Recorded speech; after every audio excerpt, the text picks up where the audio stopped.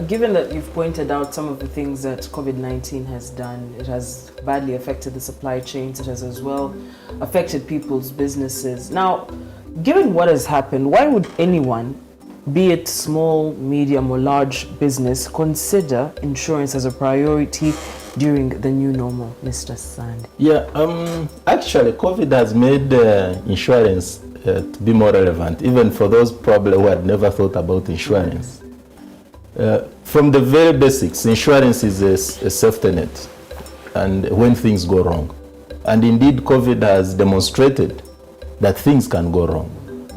This has been COVID. We don't know what will happen tomorrow, next year. And the impact of COVID has been so significant that everybody now thinks about risks. So I think this is a very timely show to tell Ugandans that insurance is the right thing to do. My colleague talked of our culture that looks at insurance as secondary. But I think this COVID should be able to make us all risk aware, risk conscious, so that insurance becomes primary. That actually among the top 5 priorities that you consider when you get your income or as a business person, whether small, medium or large, insurance should be among the top 5.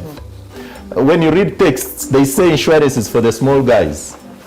But COVID has not also saved the big guys, because the thinking was that the big guys can manage. But we have clearly seen that even the big guys are shaking without an appropriate insurance mechanism. So back to the question, why? Insurance is meant to provide that safety net. For a business, the focus should be on 2 things. Number 1, the assets. The equipment, the machinery, the computers, but also the workers, the stock, among others. I have some friends in the business community. After the lockdown, they went to open their shops. Things had been destroyed by rats, the equipment could not function, and that's a loss. Then number 2, the potential liability. It is possible that with this lockdown and several other risks that may come, there is potential of being sued.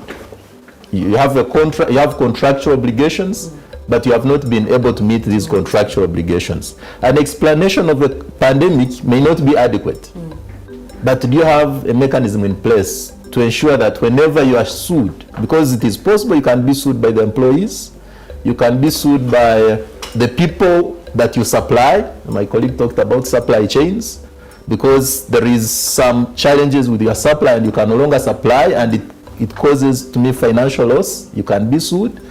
So all those potential liabilities can bring you down completely. So you look at the assets, but you also look at the potential liabilities.